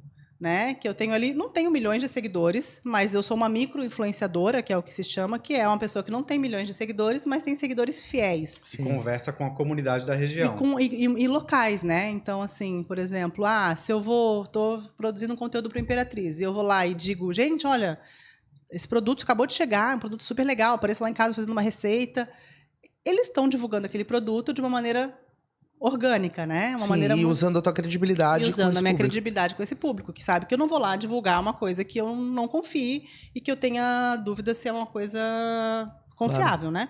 Que tu não daria para teus filhos. Exatamente. Né? Tanto que eu já recusei vários trabalhos, né? De coisas que, pode vir divulgar o meu negócio. Eu falo, desculpa. Pode citar algum exemplo? Não precisa falar empresa, mas... Não, eu posso citar. Uma vez recebi uma proposta de um colchão, que era um colchão mágico, não sei o quê. Que vem numa embalagem bem pequenininha, tu abre ele. Que trazia uma série de benefícios para a saúde, para a coluna. E aí, o que eu faço? A primeira coisa, né? Eu entro e boto no Google, Reclame né? aqui. Reclame aqui. Tava cheio de reclamações do tal colchão. Eu falei, não vou divulgar um negócio que... Eu suspeito de que avestruz colchões. E depois um negócio de empréstimo. Quando mexe no dinheiro das pessoas. Agora, muita gente fazendo de publi de apostas, né? Aposta. Não divulgo aposta, sabe? Não quero divulgar aposta, não quero divulgar coisas de empréstimo. Porque... E aí eu vejo, inclusive, pessoas que falam, que feio esses influenciador. Por qualquer dinheiro, divulgam qualquer coisa. E, eu não vou divulgar qualquer coisa por qualquer dinheiro, sabe? Então, se não for uma coisa que realmente eu confie, eu não vou fazer. Né? Tanto que já aconteceu de um cliente falar, Camille, pode fazer um material comendo sushi? Não, eu não como sushi. Eu posso botar meu marido a comer. Daí eu envolvo a minha família. Mas eu não vou comer, porque quem me conhece sabe que eu não como sushi. E aí eu vou falar, a gente vai ter que perguntar por quê agora. Não, eu não gosto mesmo. Não gosto. Mas eu acho... É mais bonito eu falar que eu não gosto e eu não vou gravar uma coisa que os meus amigos próximos vão saber que eu tô mentindo, do que eu falar, gente, comprem esse sushi, que é uma delícia. Pois é, né? Mas é louco, porque às vezes na TV tem essas propagandas, assim, de que eles usam algum comunicador da TV pra fazer uma propaganda, e às vezes a pessoa nem consome aquilo, mas acaba tendo que fazer, né? Ô, Camille... Mas eu acho que é diferente da rede social. Talvez se fosse, mas me contratassem pra fazer uma propaganda na TV de um sushi, eu faria. Sim. Mas é que a rede social, ela é uma coisa pessoal. Sim, tu tá colocando tu, teu nome. Isso, porque ali a TV, tu sabe que a pessoa foi contratada para fazer aquilo ali. Eu acho que é um pouco diferente. Acho que eu faria, o sushi tal, na TV eu faria. Mas na minha rede social lá, com a minha família e tal, eu acho que soa muito falso fazer uma coisa que eu não tô fazendo mesmo, né? Sim, principalmente pra comunidade que tá mais próxima de ti, né? Sim. Que sabe. Que conhece, E na tua relação com essas empresas, Imperatriz, Karsten também tá fazendo coisa Hoje eu faço, Unimed Grande Florianópolis, Vila Romana, RB Multimarcas, a Karsten é meu cliente. CREA. O CREA eu fiz só uma campanha, mas não é meu cliente. Lojas G, que fica lá em Palhoça. Lojas MM, que é uma loja de móveis que nem tem loja em Florianópolis. Isso é a coisa mais louca. E aí eles, não, mas a gente quer pegar o teu público porque a gente vende pela internet. Minha dúvida, são duas dúvidas. Uma, se tu, em algum momento, ou com alguns desses clientes, tu participa também do processo de criação, propondo um briefing, texto, roteiro, ou quase sempre. Isso vem engessado? Não, quase sempre. Quase sempre, eu sempre levo alguma ideia e eles também me demandam algumas coisas, né? Então, assim, Camille, esse mês é o mês de liquidação, né? Então, eles querem divulgar a liquidação. Eu não tenho como saber qual é o mês de liquidação, essas coisas. Então, eles me passam. O que tu acha que a gente consegue? O que a gente pode fazer para ficar legal? E aí tem vezes que eu vou lá e vou mostrar preço mesmo. Claro. Porque, gente, às vezes a liquidação que a pessoa mais quer saber é o preço, né? Sim. Isso aqui custava 100, tá por 20, é isso que as pessoas querem saber. E tem vezes que a gente, vamos criar um conteúdo mais natural, de repente, na minha casa, né, da Karsten, tu falou, arrumando a cama com as crianças, mostrando esses momentos do dia a dia que são simples, mas com cheios de afeto. Então, a gente vai conversando muito, assim, com as marcas. E o lado do personagem, que a gente fala aqui, mas quer ser mais engraçada, contar uma piada, ou chegar e ser mais séria, quer tentar passar mais autoridade. Como é que a gente se adapta de acordo com cada um dos brands que a gente está tentando fazer uma aproximação? Então, eu acho que assim, não dá pra gente se adaptar. Por exemplo, eu nunca vou ser a pessoa super engraçada, porque eu não sou essa pessoa super engraçada, né? Não esperem de mim uma pessoa super engraçada, porque eu não sou. Às vezes eu até produzo alguns conteúdos com meu marido, assim, com tom cômico. Com um tom mais de humor, né? Mas eu não sou a pessoa super engraçada. Então, não dá pro cliente me pedir um tipo de... Camila, a gente quer tu fazendo uma dancinha sensual. Não vai rolar. Não vai rolar. Se quiser fazer uma dancinha com os meus filhos, mais no sentido de mãe, com as crianças, eu até faço. Mas uma dancinha sensual não vai rolar, porque não é o meu perfil. Então, isso eu acho que é legal, porque as marcas também estão cada vez mais conscientes disso. Que não adianta fazer um conteúdo que não tem nada a ver. Se ela tá me chamando, é porque ela quer... ali o meu público, que é o meu perfil. O teu jeito de comunicar. Então não adianta ela querer me passar o jeito dela. É muito mais fácil eu usar o meu jeito para comunicar o produto dela, né? Então... E tem pessoas que fazem isso usando o humor, né? E, por exemplo, o Imperatriz é um cliente que tem perfis diferentes de influenciadores. Sim. Então tem lá o cara que é o humorista, tem aquela que é mais popularzona, tem a Camille que é um pouco mais sofisticada. Então ele para pegar todos os públicos. Né? Que legal. Interessante, porque também eles vão ajustando a narrativa de acordo. E ele vai pegar todos os públicos, né? Como é que é o desafio de medir esse resultado? Porque uma marca, quando te procura, ela pode buscar duas coisas, né? O reconhecimento de marca ali, entrar na consciência das pessoas, ou conversão direta, ou assim, não, quero vender mais disso. Como é que é a tua atuação e como um cliente faz para medir isso? Não, a Camille tá me dando esse resultado. Essa é uma questão que é bem interessante, porque às vezes o cliente fala, vem fazer um contato. Camille, eu queria que tu divulgasse a minha marca. Como é que a gente consegue medir o resultado? Eu falo, é muito difícil você medir o resultado assim a curto prazo, né? Porque não tem como te garantir que você vai vender 100 lençóis porque eu divulguei a sua liquidação. Exato. Às vezes até tem algumas ferramentas, você coloca um cupom de desconto, mas elas também não são tão fidedignas, porque às vezes a pessoa não vai comprar naquele momento. Naquele momento ela não está precisando de um lençol. Mas daqui a um mês, quando ela precisar de um lençol, ela vai lembrar, a Camille falou daquela loja. E ela vai lá e vai comprar. E aí já aconteceu várias vezes, por exemplo, de eu estar num lugar e a pessoa fala, eu vim aqui porque eu vi no teu Instagram. Eu falo, conta pra ele. Porque às vezes tem pessoas que nem falam, né? Sim. Tipo, elas ficam sabendo. E eu consumo muita coisa que eu vejo no Instagram. Então o papel também da empresa é medir isso, né? Ter um instrumento na área comercial de entender por onde esse público tá vindo. E são as duas coisas. Vai gerar venda em algum momento, e em algum momento não vai gerar venda, mas vai gerar essa conexão de imagens, né? Então, tipo, mas eu lembrei que a Camille falou daquela marca, eu conheço a Camille, eu sei que ela não vai falar de uma marca que ela não confie. Então, porque já aconteceu, por exemplo, de alguém vir no meu Instagram reclamar de algo que comprou num lugar que eu... Indico. Indica. Tipo, Camille, fui lá porque tu indicou, e aí fui lá e comprei e deu esse problema. Eu falo, olha... Eu vou ver lá o que aconteceu. E aí mandei para a empresa, falei, vai lá e entre em contato com essa pessoa. Porque ela está associando já a minha imagem. Mas e realmente isso acontece, né? Porque a pessoa lá confia em ti. É como um amigo dizer, vai naquele restaurante que é bom. Aí tu vai lá, é horrível. Aí tu vai falar também, tu me jogou numa furada. Exatamente, é mais ou menos isso. E aí eu sempre falo assim, olha, por exemplo, quando eu posto alguma coisa da Unimed, sempre vem alguém que não tem nada a ver para reclamar de alguma coisa. Tô aqui na fila. Alguém que teve algum problema com a Unimed. Alguém que teve algum problema. Mas eu pego e eu sempre falo para a Unimed, eu não vou responder, né? Porque não é um problema comigo, mas eu falo, vocês têm que responder essa pessoa, claro. Porque é chato não ficar sem uma resposta, né? Então, nem que seja, vamos, né, entrar em contato com a pessoa para a pessoa se sentir, pelo menos, poxa, me ouviram, né? O impacto da tua comunicação pessoal é diferente da comunicação que acontece na televisão, certo? Como é que você vê, tipo, digamos, acho que um dos lados da comunicação é sempre fazer um impacto nas pessoas de alguma maneira, seja positiva ou negativa, mas sempre fazer uma transformação da vida da pessoa que está consumindo aquele conteúdo. A diferença da entrega que você fazia na televisão para a entrega que você faz hoje, como é que você vê a diferença? Acho que são conteúdos bem diferentes. Primeiro que hoje eu tenho um conteúdo muito mais comercial, né? Estou falando de marcas, de empresas, e lá na televisão era um conteúdo que era muito mais de utilidade pública, né? São conteúdos bem diferentes, mas que eu uso a minha habilidade de comunicação. E eu acho que na rede social as pessoas entendem que sou mais eu. Na televisão era mais a apresentadora, né? Então, assim, lá eu não tinha muito como me posicionar, como botar minhas impressões pessoais, as minhas opiniões. Era uma coisa mais a apresentadora apresentando aquele conteúdo. E na minha rede social é uma coisa muito mais a Camille, né? Então, as pessoas sentem um pouco mais de proximidade. Então, às vezes eu boto perrengue, né? Então, as pessoas dão risada junto. Bota vida real. E o feedback é mais direto, né? Tipo, digamos, uma televisão poderia reclamar pro saque da televisão, por exemplo. Mas aqui você faz a reclamação direta no teu comentário do perfil. A pessoa consegue mandar um direct na hora e a gente responde, sabe? Claro. Então, tem essa aproximação, né? Que eu acho que é diferente da televisão, que era uma coisa muito distante, né? As pessoas às vezes te enxergavam até como uma entidade ali, né? E no Instagram não, é uma coisa muito mais real. Então, acho que essa proximidade, essa conexão é maior. E dá uma satisfação diferente o fato da entrega que acontece na televisão de uma entrega que acontece hoje na internet? Eu não consigo perceber a diferença, assim. Como é que as coisas acontecem em cima da sociedade? Porque eu fico pensando naquele lado que a gente está falando, por exemplo, do caso do acidente, né? A gente fica pensando assim, legal, tá informando a pessoa, sim, perfeito.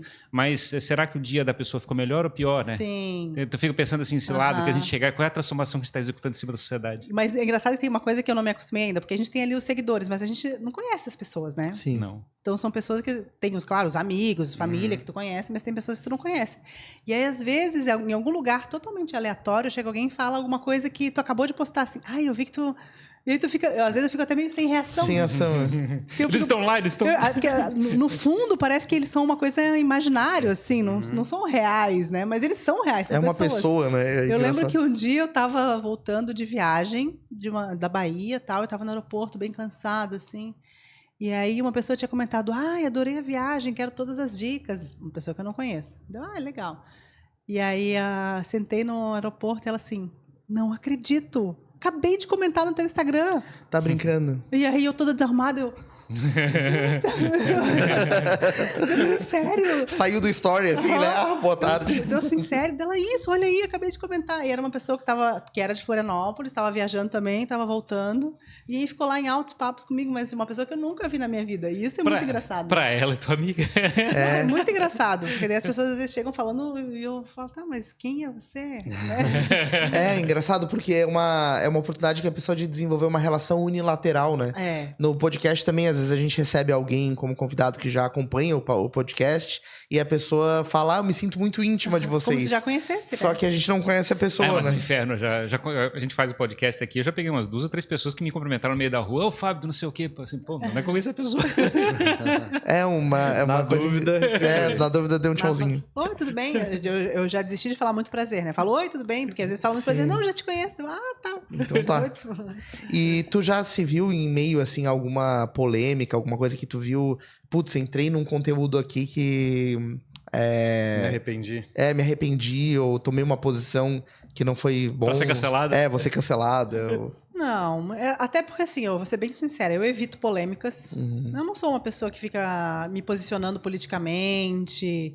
Já fiz algumas coisas de desabafo pessoal. Porque tu fazia denúncia, então tu tem um perfil de combate. Mas assim. não era a Camille, né? É diferente. Era uma equipe apurando e ela só transmitindo. Porque uma denúncia, tu apura um monte de coisa, tu tem imagens que provam. É diferente de tu chegar lá e falar mal de alguém, sabe? Sim.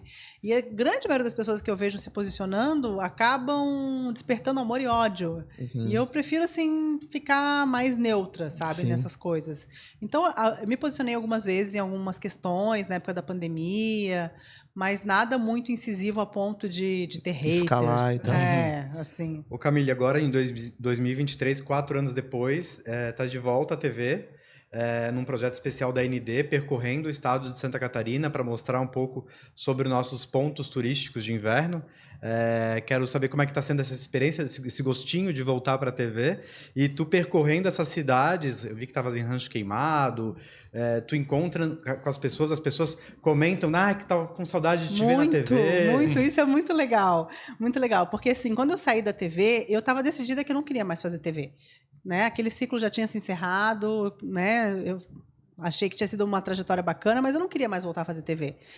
E aí, quando surgiu o convite da AND, eu pensei 2 vezes, né? O certo seria eu falar, não, eu não quero. Mas eu pensei 2 vezes, por quê? Primeiro, porque era um conteúdo que eu mais gostava de fazer. Era a tua que era esse conteúdo de viajar o estado, mostrar as coisas legais, que era o que eu mais me dava prazer de fazer, né? Mostrar pontos turísticos, conversar com as pessoas e mostrar que tem muita coisa legal para fazer no nosso estado que as pessoas às vezes não sabem.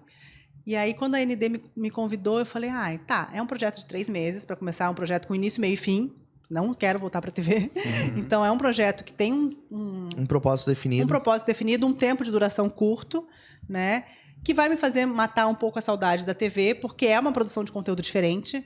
Né? Eu saio como cinegrafista, com drone, com uma câmera especial, então, né, com todo o agendamento das pessoas, que é aquela coisa de produção de televisão mesmo. E aí, quando eu chego nesses lugares, é muito engraçado, porque tem gente que não me acompanha no Instagram. Isso então que eu ia falar. Não sabe o que eu tô fazendo, Onde é que tu tava, Camille? Minha mãe tá offline há muito tempo. Exatamente. As pessoas ficam, tipo, eu ressurgi depois de 4 anos, né? E aí as pessoas, meu Deus, por onde andava essa jornalista?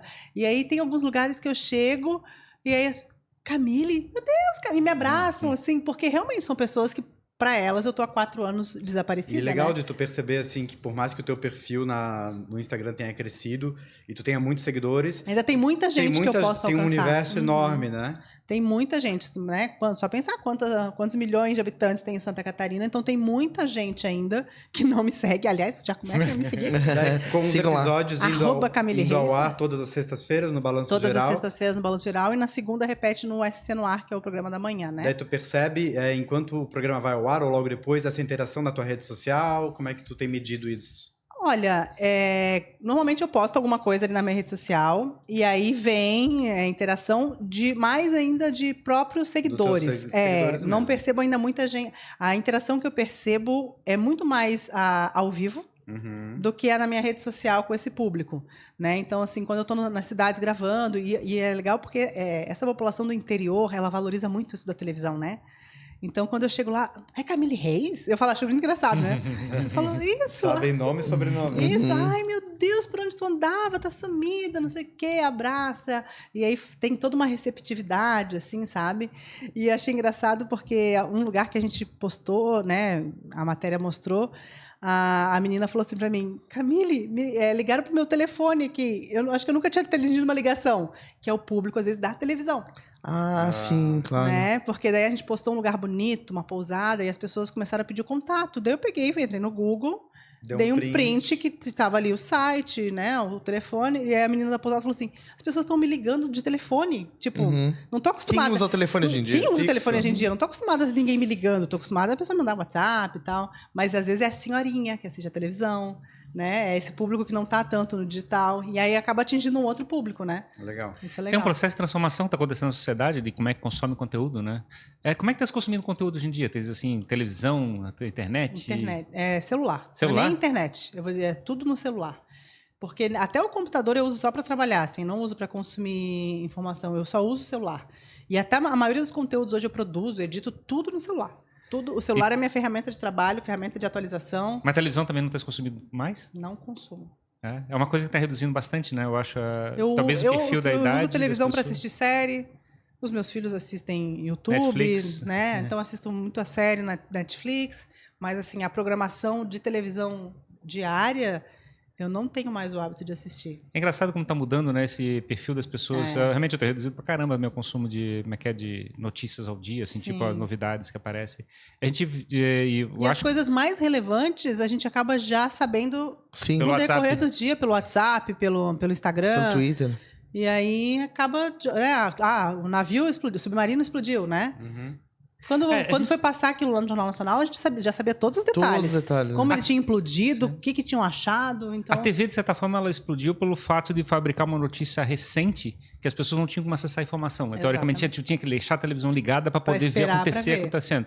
E, teoricamente, o WhatsApp faz isso hoje. Então, teoricamente, a televisão tem outro apelo que está caminhando. A gente tem usado a televisão para assistir coisas que a gente quer assistir. A gente deliberadamente escolhe o conteúdo que a gente quer consumir. Sim. Então, assim, a forma de fazer o consumo de conteúdo está meio passando para on demand, né? Tipo, a gente está chegando e está buscando conteúdo para fazer. Mas acho que existem também casos e casos, né, Ferrari? Exemplo, eu lembro muito bem do 11 de setembro.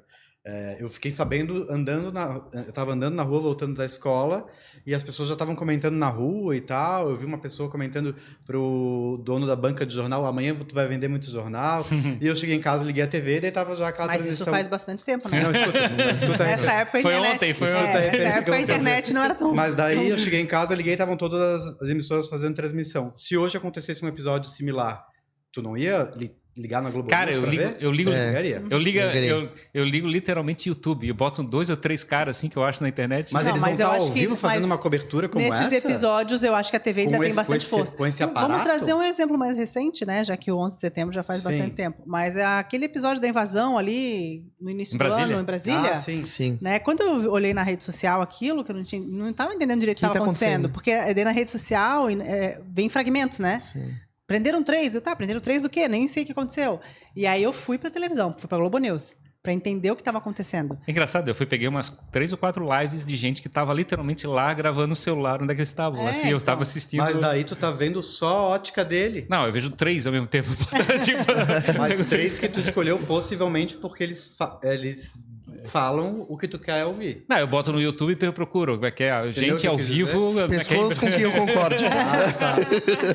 Porque a gente normalmente se inscreve em canais e passa a seguir pessoas que a gente, né, tem mesmo... Que pensam coisas similares. Na verdade, né? Quem escolheu pra mim o que vai mostrar era o YouTube, porque eu procurei dentro do YouTube. A ideia, mas o teu algoritmo o YouTube vai puxar o algoritmo vai puxar pelo teu perfil. A ideia né? de tu recorrer ao jornalismo é justamente tu buscar essa imparcialidade, né? Pois é, e a escolha do conteúdo... Eu quero ouvir opinião, eu quero saber o que está acontecendo. E a gente cai agora na discussão que, por exemplo, o Facebook, o Mark Zuckerberg, o Google e coisa parecida, tá fazendo as escolhas pra gente. Ele tá chegando e fazendo a filtragem, né? Tipo, a gente bota uma palavra-chave e faz uma seleção. Na verdade, assim, a TV tem um charme ainda, eu acho. Não dá pra gente dizer que não, né? Eu digo, nem quando terminei de contar a história, mas o projeto da Mini Floripa, que no final a gente fechou, depois de um ano que estava fechado, né? A gente tinha que entregar o imóvel que era alugado, não tinha mais como se manter ali, pagando aluguel, enfim. E aí, no final, a gente decidiu transformar numa arena de beach tênis, né? Que era um esporte que estava bombando, ainda está bombando. E aí, hoje, existe a Arena Mini Floripa, que é uma arena de beach tênis. Mas eu digo que hoje, eu, né, sou apaixonada por beach tênis também, e hoje, quando eu consigo ver o beach tênis na TV, eu adoro. A Sport TV agora começou a passar uns jogos, porque o beach tênis está crescendo como esporte. E eu sempre assisto os jogos no meu celular. Mas eu falo, vai passar no Sport TV. Gente, é muito legal. Então, assim, a TV ainda tem essa coisa de ser a TV, eu acho. Né? O esporte ao vivo, eu acho que é um dos principais motores para a televisão hoje. É o esporte ao vivo. Sim, aí tem futebol, porque pode botar 6 câmeras voando, zoom fortão, assim, coisa parecida, que faz fazer um investimento ferrado, né? E não tem como fazer isso na internet. Sim, na internet não tem como tu vê pagar isso. o final da NFL lá, né? Movimenta... Super Bowl, né? Sim. A Fórmula 1 continua sendo uma grande audiência da Band aos domingos. E o consumo é muito grande. Acho que a TV também dá essa visão do todo, né? Isso que me atrai pra ir buscar a TV quando acontece alguma coisa. Porque o fragmento, né, no Twitter e tal... É caótico. Tu não entende o que tá acontecendo. Aí eu ligo numa emissora, por exemplo, normalmente na Globo News, ou na Jovem Pan News, ou na Band News, qualquer uma. Tu vai lá e aí tu tem uma noção do todo. Porque tem ali um GC rodando, que daí tu lê e tu entende. Pô, GC, que chique. O negócio tá dizendo isso. Gerador de caracteres. Tipo, rodando e daí tu lê aquilo, tu entende o que tem a visão do todo e, enfim, né? Isso te ajuda a entender e depois tu vai pra internet consumir fragmentos pra ver mais em detalhes, né? Mas, Camila, eu queria aproveitar e perguntar, assim, que pessoas que te inspiram, assim? Porque tu tem uma ligação forte com o esporte, tu tem uma ligação com a comunicação, agora produzindo conteúdo e empreendendo, né? Também nos seus negócios. Quem que tu usa de referência? Pessoas que tu olha eu tenho várias pessoas, eu não tenho uma pessoa em especial, né? Porque eu busco referências em vários segmentos diferentes. Então, por exemplo, quando eu trabalhava muito com jornalismo, eu gostava muito do William Bonner, eu achava um cara muito fera, porque ele é um ótimo apresentador, é um editor-chefe do Jornal Nacional, um cara super importante. Então, ele era, para mim, uma inspiração, sempre foi, como jornalista. E aí, hoje, como eu trabalho com produção de conteúdo, por exemplo, eu sigo várias pessoas de segmentos diferentes. Então, eu tenho desde pessoas que são engraçadas, influenciadoras de moda, tipo Silvia Braz, né, que influencia muitas mulheres com o jeito dela natural mesmo. Então, tem várias pessoas que eu sigo de segmentos diferentes que me inspiram de alguma maneira, né? Então, tem até uma menina que é de Itajaí aqui, que é Yasmin Castilho, que ela tem bilhões de seguidores, né? E ela virou uma mega empreendedora de conteúdo, assim, e que ela só faz graça, humor. Então, ela é uma pessoa que é engraçada, naturalmente, e ela viu nisso uma fonte de dinheiro, assim. Então, legal. E ela consegue ser espontânea, autêntica, fazer publi, sem perder a autenticidade do conteúdo dela. E é isso que eu tento buscar sempre, sabe? Esse equilíbrio também. Até que ponto a gente tem que... E hoje a gente acessando o teu perfil, já que tu tem vários parceiros comerciais, tu tem o cuidado, a preocupação, ou não faz sentido, intercalar uma coisa espontânea com uma coisa comercial. Exemplo, a Camille vai jantar hoje com a família na pizzaria X. Eles não são teus parceiros comerciais, mas tu posta... Eu posto, claro. Eu digo assim, né? Eu não vou dar dica só de quem tá me pagando, né? Claro. Eu dou dica de coisas que eu gosto, né? Então, eu lembro que quando eu fui conhecer a Fazendinha, que inaugurou aqui, ninguém me convidou pra ir lá, ninguém me pagou pra ir lá. Mas eu fui lá e postei um monte, porque eu achei que era um lugar realmente legal. Sim, pra família, né? Então, depois até me convidaram, né? Eles, que legal, agora volte o nosso convite. Mas porque eu dou dicas de lugares também, de coisas que eu vejo que são legais e que ninguém tá me pagando pra eu dar dica. Legal. Porque eu acho que as pessoas querem buscar isso, esse tipo de conteúdo. Né? A verdade, é. Então, O esporte é um hábito que tu mantém, assim, na tua vida? Desde que eu não consegui fazer a faculdade de educação física lá atrás e eu decidi que eu ia ter o esporte como hobby, eu já fiz vários esportes diferentes. Porque eu sou muito apaixonada por esporte. Eu conheci meu marido correndo, para ter uma ideia. E a gente fazia triatlon. Sério? E hoje a gente é sócio numa arena de beach tênis. E aí, na verdade, a gente virou sócios da arena porque a gente foi morar em Jurerê na pandemia. E aí eu via que todo mundo jogava beach tênis. E eu falei pra ele, vamos jogar beach tênis, eu e você, né? Fazer um esporte em casal. Porque a gente fazia triatlon, daí a gente teve 2 filhos. A rotina do triatlon é muito louca, né? Porque tem que pedalar... Disciplina, tá. Tem que correr de manhã cedo, pedalar no final de semana. A gente não conseguiu manter com 2 crianças. E eu falei, vamos fazer um esporte juntos? Vamos fazer beach tênis? E aí a gente começou a fazer beach tênis. E daí, da gente praticar o esporte juntos, veio a ideia de transformar o nosso espaço fechado numa arena de beach tênis. Mas, assim, hoje eu pratico beach tênis, né? Faço academia, eu sempre, né? Meus filhos fazem ginástica, futebol, taekwondo. Assim, a gente sempre teve o esporte muito presente como saúde mesmo, assim, lá em casa. Que legal. É um hábito, na verdade, tá conectado contigo, né? Com a tua essência, assim, gostar de esporte. Não... Que bom que tu não abandonou isso, né? Não, ainda bem que eu consegui manter como... realmente algo que faz parte de mim sem ser uma profissão, né? Tu passou um monte de desafios nessa jornada ali, principalmente quando saiu da TV, né? Esse pedaço da tua vida deve ter sido bem punk, assim, né? Sim. Emocionalmente lidar com isso. Foi difícil, porque era um momento que eu estava me reinventando. E aí o que eu achei que seria uma coisa fácil, teve um desafio extra da pandemia. Foi um momento que o meu marido foi muito abalado financeiramente, porque a empresa dele realmente... Parou, fechou, né? Turismo foi o mercado. Ele tinha ali 5 vans, ele foi vendendo, cada mês ele foi vendendo uma, porque não entra recurso, mas paga seguro, tem um monte de contas que se mantém, né? Então, a nossa família foi abalada por aquele momento. E aí eu fui me reinventando no meio do caos. No meio do caos, que era a pandemia. Mas ao mesmo tempo, foi a pandemia que me oportunizou tantas coisas na rede social. O que tu gostaria de dizer para aquela Camille lá que estava naquele caos, assim, né? Porque, com certeza, em algum momento tu falou que tu pensou, né? Não vai dar certo, não vou conseguir, ou não deveria ter saído, ou... Olha, eu nunca pensei não vai dar certo, porque eu sou sagitariana e sagitariana é muito otimista. Eu sempre acho que vai dar certo. Sempre acho que vai dar certo. De um jeito ou de outro vai dar certo. Mas eu não vou dizer que eu não fiquei com medo, né, gente? Claro que eu fiquei, né? Então, eu sempre fui muito otimista, assim, vai dar certo, de alguma forma ou de outra. Em últimos casos, eu vou pedir emprego em outra televisão, né? Sim. Eu pensava isso, em últimos casos, eu vou bater lá. Tu tem uma profissão? Com o meu currículo, né? Trabalho de outra forma, mas vai dar certo de alguma maneira. Mas, então, eu tenho essa característica de sempre ser muito otimista. E o meu marido, ele é um empreendedor, né? Eu fui educada para trabalhar numa grande empresa pela minha vida toda. Tanto que quando eu saí da empresa, o meu pai ficou um pouco assim. Sim. Ai, mas como tu vai sair de uma grande empresa onde tu vai fazer 20 anos, vai ser jubilada, sei lá o quê. Ganhei um relógio. E até hoje, assim, ele custa entender o que eu faço. Porque não é uma coisa da época dele. Daí eu falo, pai, eu ganho 10 vezes o que eu ganhava lá. Daí, tipo, ele fica assim, mas eu falo, pai, um cliente me paga o meu salário. Sim. Daí ele assim, sério? Porque ele não consegue entender isso. E aí, só que assim, eu falo, eu sou uma empreendedora única, sem funcionários. É mais fácil, né? É mais fácil do que alguém que vai alugar um lugar. Porque eu fui também essa empreendedora que aluga, que paga o aluguel, que paga funcionário. E essa eu já tenho medo de ser novamente.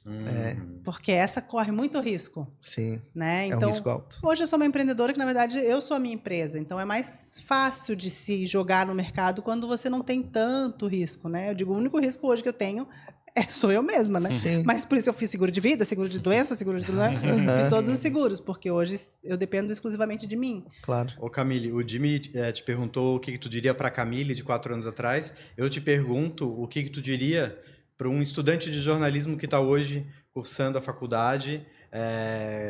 Algum toque que tu diria dos desafios que ele vai encontrar, se esse mercado está saturado e já não vale mais a pena. Desiste, escolhe outra coisa. Não. Muda de curso. Acho que essa seria a última coisa que eu diria. Porque eu digo, quando eu fiz jornalismo, eu tinha 4 possibilidades. Rádio, TV, jornal e revista, porque a internet não era uma realidade. Impresso, né? Então, na verdade, 3. Era o impresso, o rádio e a TV. Eu só tinha essas 3 possibilidades.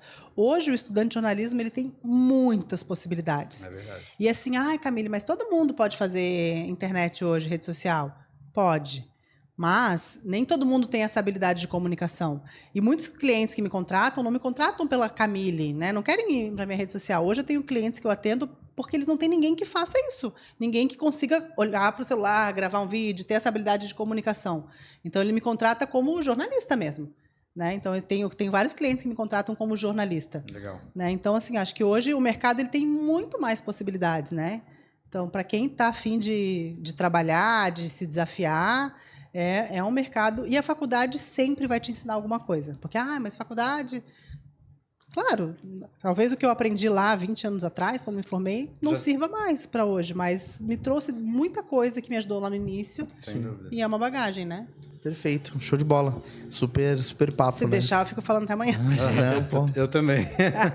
Foi muito legal, muito bom assim ouvir o teu ponto de vista de comunicação, mostrar para as pessoas como essa oportunidade de usar as habilidades que a gente tem, no teu caso a comunicação, a capacidade de interpretar uma situação e transmitir ela de forma compreensível para quem está consumindo, é uma habilidade que cabe em diferentes cenários, né? Ninguém está preso a um mesmo... E eu não vou citar nomes, tá? Mas hoje em dia eu tenho muitas pessoas que trabalham na TV e me procuram. Ah, é? E falam, e aí, será que eu saio? Sim. O que tu me diz? Então a gente vai listar alguns nomes aqui, pessoal. Posso eu citar nomes? Eu posso citar um nome, que ela já saiu, né? A Adriana Kraus. Eu ia falar dela. A Adriana Kraus é minha amiga que ela se inspirou de em ti. anos. E ela me perguntou assim, Camille, mas eu tenho tanto medo. Será que eu... Ela estava já querendo sair, né? Ela já queria sair. Não vou aguentar mais uma eleição. Não vou aguentar mais uma eleição. Eu quero sair, mas eu tenho medo. Eu falei, Adri, os primeiros 3 meses do teu salário eu pago se tu não conseguir. Pode sair. Porque eu falei, eu tenho certeza que tu vai conseguir. Que massa. Falei assim, tu tem uma trajetória, né? Tu trabalha, ela mora em Blumenau. Eu falo, Blumenau é um mercado para explorar enorme. Ali, aquela região do Vale do Itajaí, uma região riquíssima. Claro. E aí a Adri, né? Enfim, saiu, tá feliz da vida, empreendendo na carreira dela. Não precisei pagar o salário dela nem. Né? E ela ainda pegou um outro segmento que eu não peguei. Ela dá palestra, né? Então, assim, é porque tem realmente muitas possibilidades. Né? Então... Acho que dá uma paralisia até pior no outro sentido, porque tem tanta opção diferente de direções que você pode tocar, porque uma coisa é ter um trilho, né? Que é onde você está, digamos, trabalhando para alguém que está te colocando num trilho. Sim, tu faz aquilo, né? Isso. Aí tu sai para o mundo é gigante, assim, tu fica assim, meu Deus, para onde é que eu vou? Agora eu posso... Camille, às vezes só aparecem só enxerga essas outras possibilidades a partir do momento que tu dá um basta no anterior, né? Claro, porque a gente está tão atropelado na rotina. A nossa rotina ela é tão corrida, a gente se atropela tanto nas coisas do dia a dia que você não consegue ver, às vezes, né? E aí, mas daí, hoje várias pessoas me mandam assim, eu queria saber e tal. E para algumas, eu já falei, acho que não é o momento.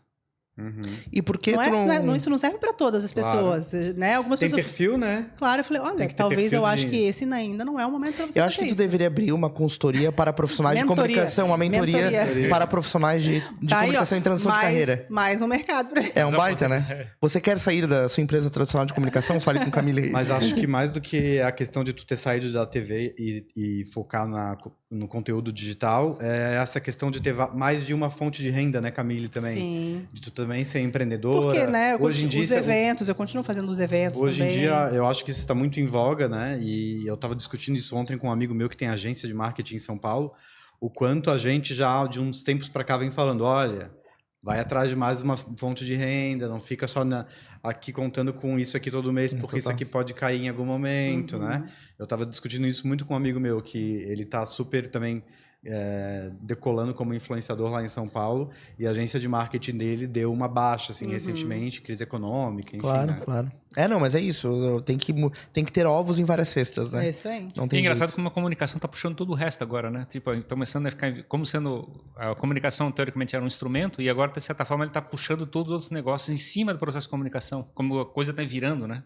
Eu acho que quando a televisão limitava as possibilidades de canais, mas que fazia isso ficar como sendo a referência, né? Digamos, e aí no caso com a abertura de todas as possibilidades de canais diferentes, Instagram e coisa parecida, tem um mercado gigantesco e onde está tudo sendo montado em cima das estratégias de comunicação desses vários canais.